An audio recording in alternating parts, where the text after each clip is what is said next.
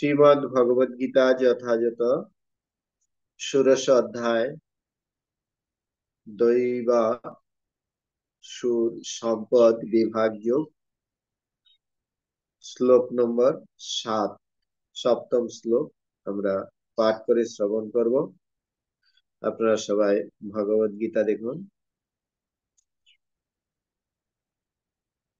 প্রবৃত্তিং চ নিবৃত্তিং চ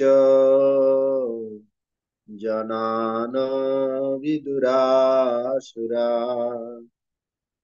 প্রবৃত্তিং চ নিবৃত্তিং চ জনান বিদুরাসুরা।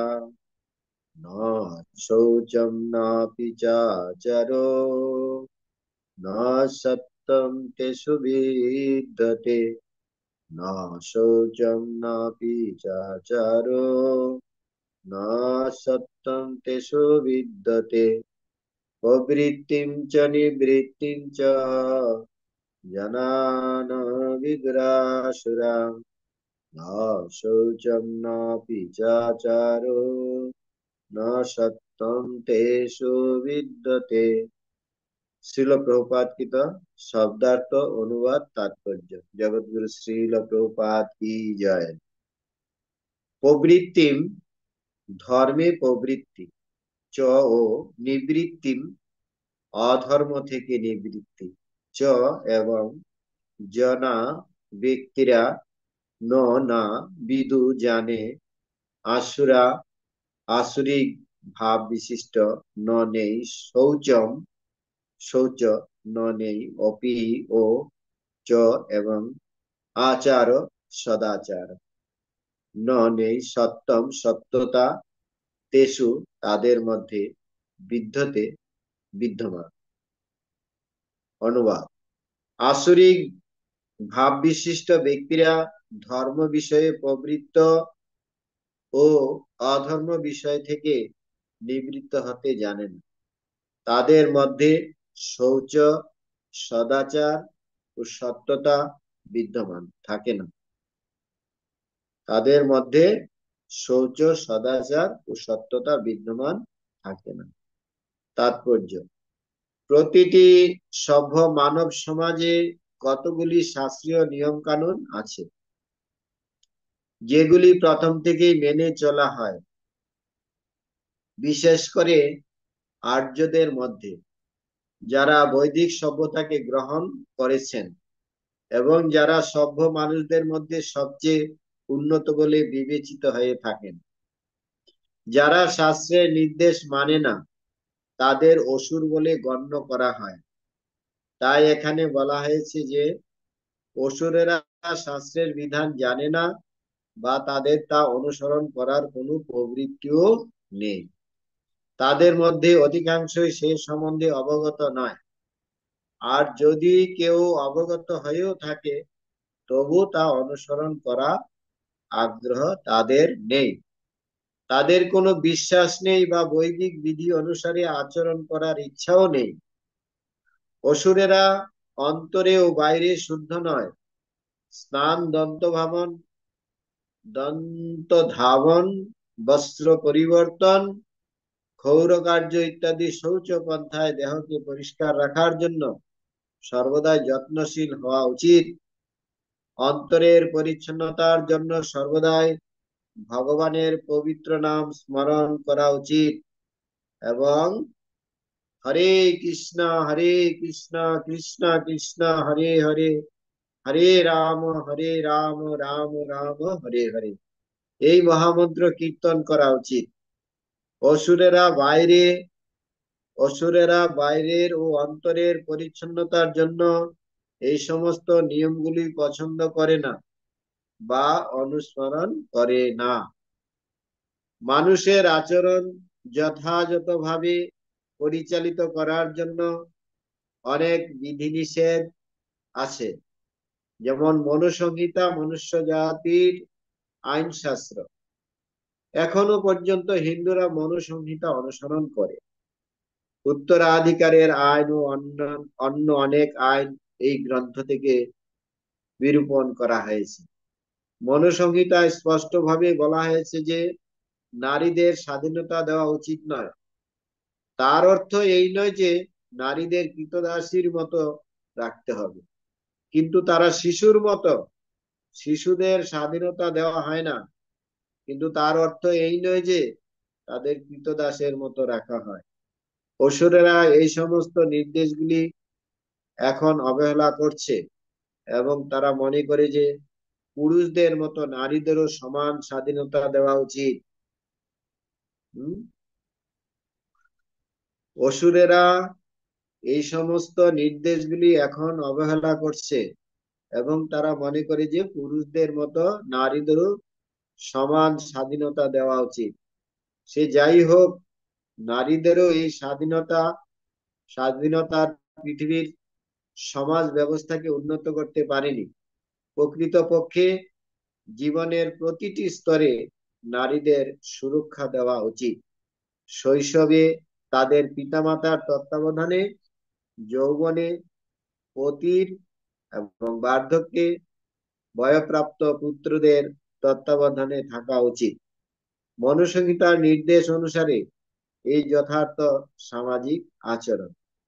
কিন্তু আধুনিক শিক্ষা ব্যবস্থা কৃত্রিমভাবে নারী জীবন সম্বন্ধে গর্ভস্ফীত ধারণার উদ্ভাবন করছে এবং তাই আজকের মানব সমাজে বিবাহ প্রথা কল্পনা ছাড়া আর কিছু নয়। বর্তমানে নারীদের নৈতিক মানও ততটা উন্নত নয়। সুতরাং অসুরেরা সমাজের মঙ্গলের জন্য কোনো নির্দেশই গ্রহণ করে না।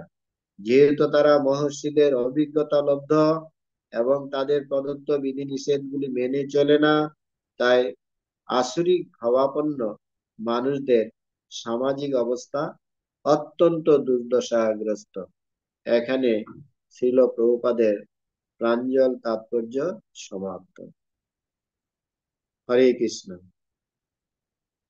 তো এই শ্লোকে শ্রীল প্রভুপাদ খুব সুন্দরভাবে তার তাৎপর্যে বিস্তারিত ভাবে বর্ণনা করেছেন যে আসরিক গুণ সম্পন্ন ব্যক্তির লক্ষণ কি। এখানে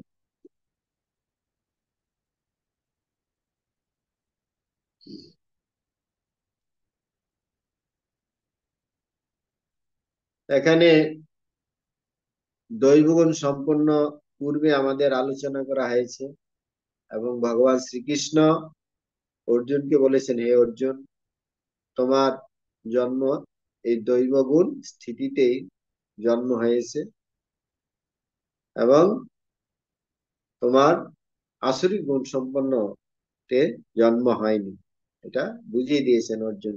এখানে এই তাৎপর্যে বিস্তারিত ভাবে যে আসরিক গুণ সম্পন্ন ব্যক্তির বর্ণনা করা হয়েছে।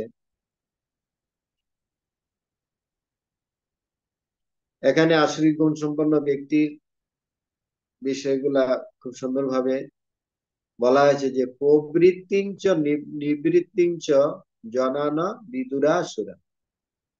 যারা অসুর গুণ সম্পন্ন ব্যক্তি, তাদের কি হচ্ছে, তারা ধর্মের পথ গ্রহণ করা বা অধর্মের পথ ত্যাগ করতে পারেন।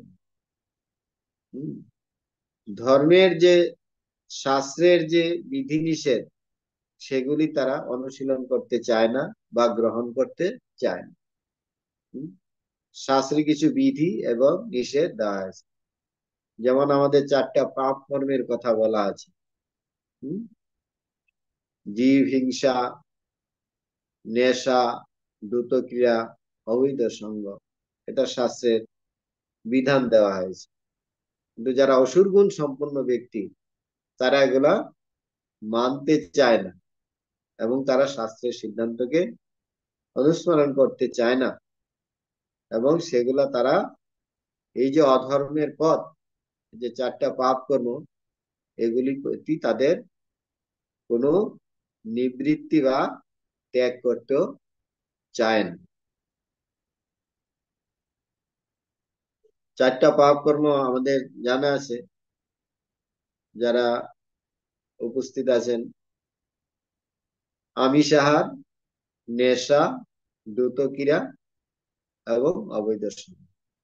এই 4টা পাপ কর্মের ফলে আমাদের যে কি কি ক্ষতি হয় সেগুলো শাস্ত্রে বর্ণনা করা হয়েছে। আমিষ আহার করার ফলে আমাদের জীবের প্রতি যে দয়াগুণ, সেই দয়াগুণ নষ্ট হয়ে যায়। জীব হত্যা করলে জীবের প্রতি যে দয়া, সেই দয়াগুণ নষ্ট হয়। নেশা করলে আমাদের, তার নেশা মানে পান, বিড়ি, সিগারেট, খৈনি, ধূপতা, মদ, পান, অনেক কিছু আছে। নেশা করলে কি হয়, আমাদের যে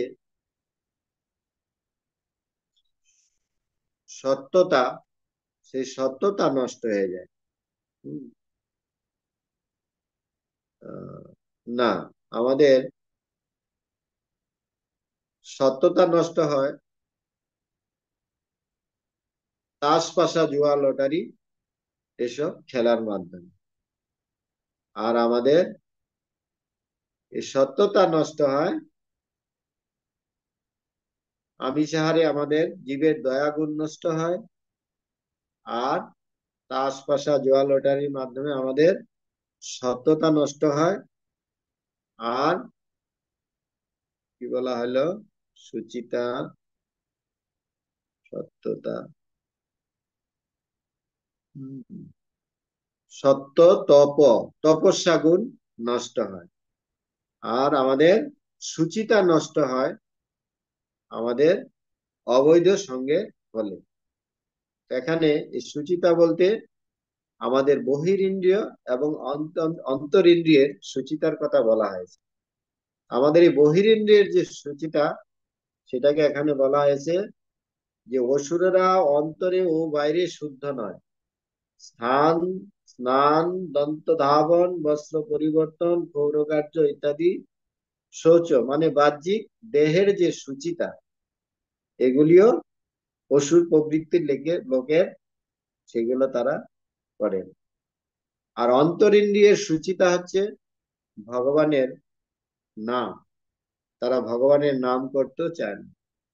আমরা হয়তো শারীরিক ভাবে সুন্দরভাবে বস্ত্র পরে, স্নান করে আমরা বাহ্যিক সুচিতা গ্রহণ করতে পারি, কিন্তু অন্তরের সুচিতার জন্য আমাদেরকে ভগবানের নাম গ্রহণ করা উচিত। এভাবে পুরাকালে আর্য সভ্যতা বলা হচ্ছে, আর্য সভ্যতা পুরাকালে যারা শাস্ত্রের সিদ্ধান্ত অনুসারে তাদের জীবনকে তারা পরিচালিত করতেন, সেটাকে বলা হয় আর্য, আর্য সভ্যতা। যারা শাস্ত্রের নির্দেশ মানে না তাদের অসুর বলে গণ্য করা হয়। তাই এখানে বলা হয়েছে যে অসুরেরা শাস্ত্রের বিধান জানে না, বা তাদের অনুসরণ করার কোনো প্রবৃত্তি নেই, তাদের ধর্মের প্রতিও প্রবৃত্তি নেই, এবং অধর্মের যে নিবৃত্তি, সেগুলিও তাদের ইচ্ছা নেই। আমরা এখানে দেখতে পাচ্ছি যে মানুষের আচরণ যথাযথভাবে পরিচালিত করার জন্য অনেক বিধিনিষেধ আছে। যেমন মনুসংহিতা, মনুষ্য জাতির আইনশাস্ত্র। সমাজকে সুষ্ঠুভাবে পরিচালনা করার জন্য এই মনুসংহিতা, আইনশাস্ত্র, মনুসংহিতাকে বলা হয় আইনশাস্ত্র। তো সরকারের আইন, বাবা, রাজনীতি যে আইন, সেগুলার মাধ্যমে সুষ্ঠুভাবে সমাজকে পরিচালনা করার জন্য মনুসংহিতা রয়ে গেছে। এবং এখানে একটি উদাহরণ দেওয়া হয়েছে যে মনুসংহিতায় স্পষ্টভাবে বলা হয়েছে যে নারীদের স্বাধীনতা দেওয়া উচিত না, নারীদের স্বাধীনতা দেওয়া উচিত না, তার মানে তাদেরকে কৃতদাসের মতো রাখতে হবে, এটাও উদ্দেশ্য নয়। কিন্তু নারীর স্বাধীনতা দেওয়া মানে সমাজের উচ্ছৃঙ্খলতা সৃষ্টি করা। প্রভুপাদ বলছেন একটা নারী কখনো স্বাধীনভাবে সে ঘুরতে পারে না। সে সবসময় শাস্ত্রের নির্দেশ অনুসারে সে কারো না কারো আনুগত্যে থাকে। এবং তাও দেখা গিয়েছে যে নারীর শাসন ব্যবস্থায় জগতে যথার্থ মঙ্গল, হ্যাঁ, বিধান হয় না। আর এই নারীর যে অবস্থানগত ভাবে বলা হয়েছে যে শিশুকালে সে মাতা পিতার আনুগত্যে থাকবে, এবং যৌবন এসে তার পতির আনুগত্যে থাকবে, এবং বার্ধক্যে উপযুক্ত সন্তানের প্রতি সে থাকবে, সুরক্ষিত থাকবে।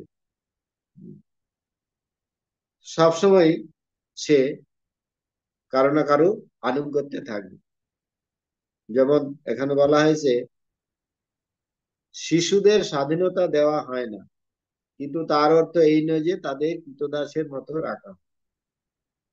তো এইভাবে নারীদের যে স্বাধীনতার কথা দেওয়া হয়েছে, সেটা শাস্ত্রে কখনো অনুমোদন করা হয়নি।